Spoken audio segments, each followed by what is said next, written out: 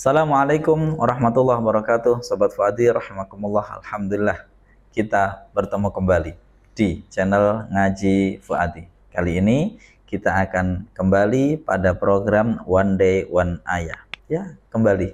Sebenarnya nggak One Day One Ayah juga ya, karena kita tidak uploadnya setiap hari. Tapi nggak apa-apa. Kita lanjut, kali ini kita membahas ayat ke-31 dari surat Al-Baqarah. Kita lanjutkan misteri tentang penciptaan Adam untuk dijadikan sebagai khalifah di bumi. Pada ayat ke-30 malaikat mempertanyakan kepada Allah, ya Allah, ya kurang lebih mengapa kok dicipta khalifah di bumi, ya suatu makhluk yang itu nanti hanya akan ya berbuat kerusakan dan menumpahkan darah. Dan ternyata Allah hanya menjawab, aku tahu apa yang kalian tidak ketahui. Nah, Sobat Fuadi rahimakumullah, di ayat 31 Allah akan menceritakan kepada kita apa kelebihan yang Allah berikan kepada Adam dan keturunannya. Tidak seberlama-lama, mari ngaji Fuadi.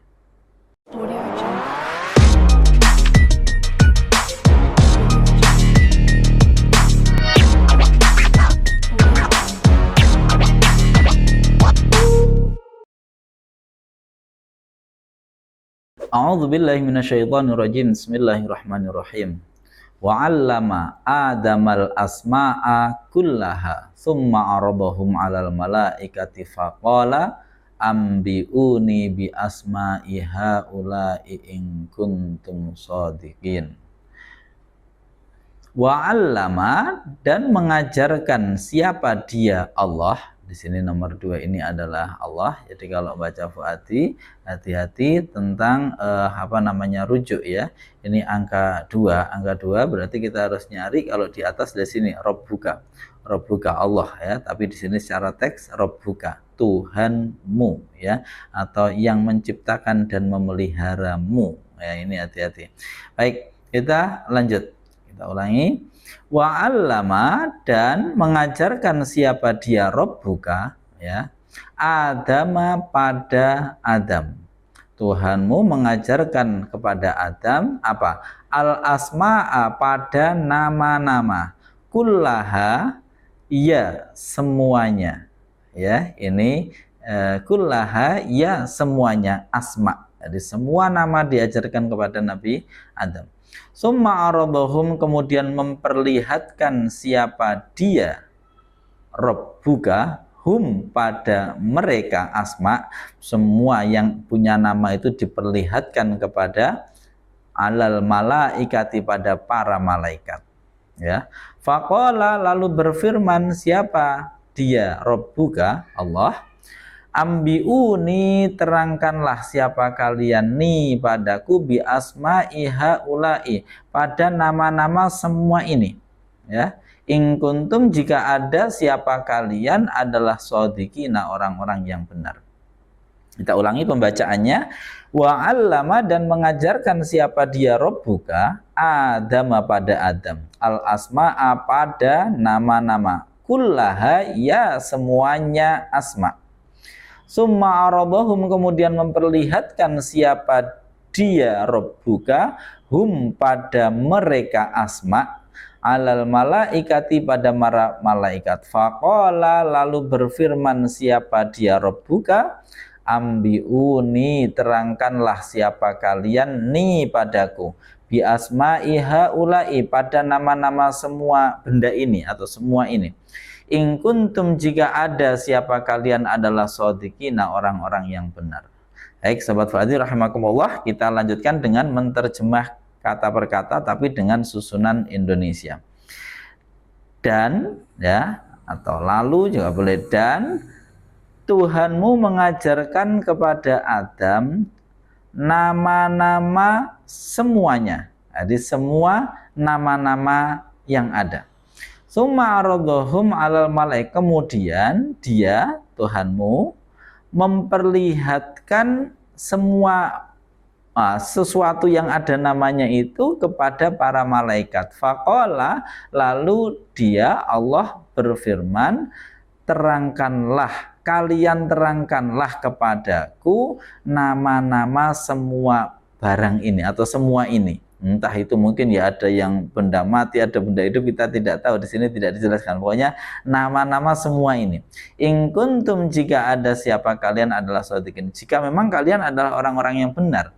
Karena di atas kita ingat malaikat mempertanyakan kenapa kok Adam dijadikan sebagai khalifah, atau kenapa kok Allah akan mencipta makhluk yang untuk menjadi khalifah di bumi sementara kami telah menyucikanmu. Nah di sini kemudian Allah di sini menunjukkan semua hal kepada para malaikat, lalu malaikat diminta untuk menerangkan ya nama-nama semua benda itu atau semua yang ditunjukkan oleh Allah itu, jika memang mereka merasa benar, atau maksudnya jika mereka adalah merasa bisa untuk menjadi khalifah di bumi, ya minimal harusnya tahu nama-namanya. Dari ternyata nanti malaikat menjawab, qalu subhanaka la ilma lana illa ma 'allamtana. Ini kita kaji insyaallah di pertemuan esok.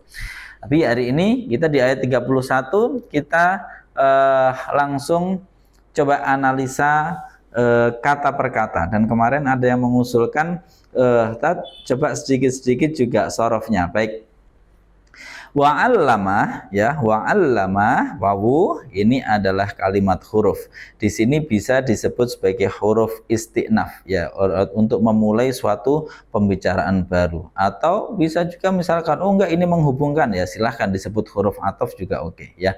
Jadi bisa disebut huruf ataf berarti menghubungkan ini dengan sebelumnya, bisa juga disebut huruf isti'naf berarti dia untuk mengawali suatu pembicaraan yang baru. Allama ini kalimat fi'il apa? Fi'il madhi ya. Allama adalah fi'il madhi. Fi'il madhi hukumnya apa? Hukumnya mabni. Mengapa kok mabni? Ya, hukum fi'il madhi selalu mabni. Mabni apa? Di sini mabniun alal fathi, mabni fathah. Mengapa? Karena tidak bersambung dengan dhamir rafa' mutaharrik ataupun wawu jamak. Oke, perhatikan. Sekarang kita sedikit bahas sorof, sebagaimana kemarin ada masukan untuk sedikit masuk membahas tentang sorofnya. Allama ini adalah sulasi mazid ya. Tiga huruf yang mendapatkan tambahan berupa tat'ifil ain, atau mendobelkan lam ain fiilnya. Jadi ini sulasi mujarodnya alima. Alima itu mengetahui, tahu mengetahui itu alima. Kemudian mungkin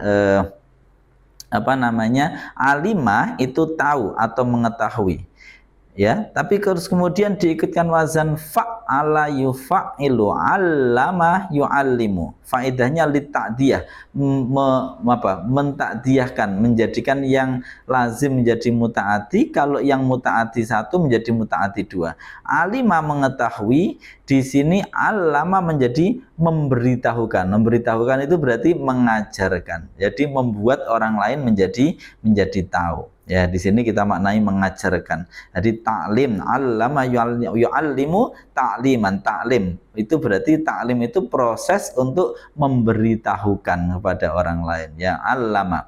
Ini secara sharaf, jadi dia fi'il sulasi mazid rubai. Ya, apa ziyadahnya, apa tambahannya? Di sini tat'iful ain. Jadi mendobelkan ain fi'ilnya. Alima ya'lamu menjadi allama yu'allimu. Faidahnya litakdiyah. Baik, siapa yang mengajarkan di sini? Di sini fa'ilnya berupa dhamir mustatir yang kalau takdirkan, dikira-kirakan, dimunculkan berupa lafadz huwa atau dia, kembali kepada Rabbuka yang di atas yang tadi sudah kita bahas. Nah, dia Tuhanmu telah mengajarkan ya. Mengajarkan siapa? Adam, pada Adam ya, mengajarkan Adam. Ingat, alima itu maf'ulnya satu. Alima mengetahui apa? Mengetahui sesuatu. Tapi kalau allama karena litatiyah, maf'ul satu menjadi maf'ul dua. Allama memberitahukan Adam, pada Adam, al asma pada nama-nama gitu ya. Jadi ini menjadi maf'ulnya 2. Kalau sulasi mujarradnya maf'ulnya 1 karena diikutkan fa'ala yufa'ilu li ta'diyah maf'ulnya menjadi 2. Adama maf'ul pertama, al asma'a maf'ul kedua. Adama maf'ul i'rabnya nasab, tanda nasabnya dengan fathah karena isim mufrad ya. Kemudian al asma ini juga sebagai maf'ul, maf'ul kedua i'rabnya harus nasab, tanda nasabnya dengan fathah juga. Mengapa? Kalau ini isim mufrad, kalau ini bukan isim mufrad ya. Nama-nama berarti apa? Jamak. Jamaknya jamak apa? Jamak taksir ya, jamak taksir yang apa namanya berubah dari bentuk mufradnya. Di sini mufradnya apa? Ismun, nama ya. Ismun, ismani, ismaini, asma ya. Asma ini bentuk jamak dari ismun. Baik, kita lanjut. Yang diberitahukan nama-nama apa saja? Kullaha, ya semuanya. Ya, ini kullah ini berarti berkedudukan sebagai taukid ya. Taukid ini apa namanya di metode Fuadi itu ada di pembahasan tawabi di materi ke-13 ya. Kullaha ya semuanya asma. Nah, semuanya asma. Taukid itu i'rabnya mengikuti muakkadnya, mengikuti kalimat yang ditaukidi atau kalimat yang dikuatkan. Kulla di sini taukid dari asma. Ya semua nama-nama ya berarti dia menguatkan asma. Asma tadi maf'ul i'rabnya nasab berarti kulla juga ikut-ikutan nasab. Tanda nasabnya dengan fathah karena isim mufrad. Ha sebagai mudhaf ilaihnya isim dhamir berarti dia mabni tapi mahalnya mahal jar atau dia i'rabnya jar karena sebagai mudhaf ilaih tapi jarnya hanya dalam mahal. Summa aradahum kemudian memperlihatkan siapa dia Rabbuka hum pada mereka asma. Kemudian Tuhanmu memperlihatkan barang-barang itu atau ya kalau bukan ke asma sebenarnya ya, tapi kita kesulitan. Ya intinya ke benda-benda atau kepada sesuatu yang punya nama itu. Kira-kira seperti itu ya. Jadi kita bingung sebenarnya kalau benar-benar ya bukan ke asma ya, bukan ke asma tapi ke barang-barangnya, bukan ke nama-namanya tapi ke barang-barangnya. Lalu Allah memperlihatkan si barang-barang atau orang-orang itu kepada para malaikat. Baik. Summa ini huruf atof hukumnya mabni, mengatofkan jumlah ini kepada jumlah sebelumnya. Aradha ini fi'il madhi. Fi'il madhi hukumnya mabni fathah karena tidak bersambung dhamir rafa mutaharik ataupun isim mufrad. Di sini dia adalah sulasi mujarrad ya, aradha. Dia sulasi mujarrad. Terus kemudian fa'ilnya mana? Fa'ilnya berupa dhamir mustatir yang kalau dimunculkan adalah berupa lafaz huwa. Ya, huwa kembali kepada siapa? Ay rabbuka, maksudnya Tuhanmu. Lalu Tuhanmu memperlihatkan hum pada mereka benda-benda yang ditunjukkan namanya itu tadi ditunjukkan kepada siapa? Alal malaikati. Ingat, hum di sini berarti sebagai maf'ul bih ya, i'rabnya nasab tapi hanya dalam mahal. Alal malaikati susunan jar majrur biasa. Yang perlu diingat al malaikah. Al malaikah ini maknanya para malaikat. Nah, di sini ada sedikit perbedaan. Kalau di Indonesia malaikat itu satu. Kalau orang Arab bilang malaikat itu maksudnya para malaikat. Kalau satu itu malakun ya, malakun itu satu malaikat. Tapi kalau malaikah seperti ini bentuk jamak. Berarti jamak apa? Jamak taksir ya, karena dia berubah dari bentuk mufradnya namanya jamak taksir. Jadi kalau ketemu dengan kalimat kok maknanya jamak, diingat-ingat apakah dia ditambahi alif tak. Kalau iya ditambahi alif tak belakangnya berarti jamak muannats salim. Contohnya muslimatun. Kalau ditambahi wawunan atau yaknun akhirnya berarti jamak mudzakkar salim. Kalau tidak dua-duanya itu berarti dia masuknya jamak taksir. Faqala lalu berfirman, sehingga di sini jamak taksir majrur, i'rabnya jar, tanda jarnya dengan kasroh karena jamak taksir. Faqala lalu berfirman siapa dia Rabbuka. Ya di sini sudah nggak usah kita analisa, ini sudah mudah seperti biasanya. Ambiuni ya, ambiuni terangkanlah siapa kalian nih padaku. Ambi ini dari fi'il amr Kalau mufrad dia ambi, terangkanlah olehmu, ya. Di sini amr. Fi'il amr hukumnya mabni. Mabni apa? Ingat, mabni pada tanda jazmnya. Ambiu ini adalah fi'il bertemu dengan nawu jamak, berarti dikategorikan af'alul khamsah. Berarti di sini fi'il amr mabninya mabni dengan membuang nunnya, sehingga di sini nunnya tidak ada, ya. Ambiu, terangkanlah siapa kalian. Duh, ini kan ada nun, beda. Ini bukan nun yang itu. Di sini adalah nun wikoyah yang bersambung dengan ya mutakalim wahdah. Terangkanlah siapa kalian ni padaku, ya. Jadi di sini wawunya ini adalah wawu jamak sebagai fa'il, kemudian ni-nya ini berkedudukan sebagai maf'ul. Ini sebenarnya ya-nya saja, tapi ya-nya kemudian di apa? Ya, digandeng oleh nun, namanya nun wiqayah. Baik, apa namanya? Kita lanjut. Di sini ya-nya berkedudukan sebagai maf'ul, berarti Arabnya nasab, tapi nasabnya hanya dalam mahal. Bi asma'i haula'i, ba huruf jar, asma'i sama seperti tadi, dia majrur karena di depannya ada huruf jar, tanda jarnya dengan kasroh karena jamak taksir. Tadi sudah kita baca, meskipun beda i'rab, tapi ini adalah jamak taksir dari ismun. Haula'i ini berarti mudhaf ilaihnya asma'i. Haula'i, semua benda ini berarti dari ulai, ya, menunjuk ini, ya. Sebenarnya itu, ya, apa namanya, ulai pokoknya banyak lah, ulai pokoknya banyak, ya. Ini yang termasuk yang menjadi ulaika itu, ya, namanya berarti dia isim apa, isyarah, ini, benda banyak ini, sesuatu yang banyak ini, ya. Dia menunjuk kepada jamak, ya, menunjuk pada jamak. Baik, ulai ini mudhaf, ya, dia isim isyarah, hukumnya mabni. Kemudian di sini berkedudukan sebagai mudhaf ilaih, maka i'rabnya jar, tapi jarnya hanya dalam mahal saja karena isim isyarah hukumnya mabni. In kuntum shadiqin, in ini adalah huruf syarat sebenarnya, ya. In ini huruf syarat dan sekaligus menjazmkan sebenarnya. Tapi cuman di sini di depannya di sini bukan fi'il mudhari, ya. Di depannya in di sini malah fi'il madhi. Makanya dia tidak berdampak karena fi'il madhi hukumnya mabni.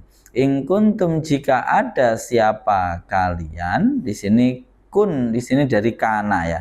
Kana yakunu, kana atau fi'il mudhari yang seperti kana, ajwaf yang tengahnya berupa alif berasal dari wawu atau ya. Kana kalau bertemu dengan dhamir rafa mutaharik berubah menjadi seperti ini, kuntum, sama kayak qola. Qola kalau ketemu tum jadi kultum. Nah, seperti itu.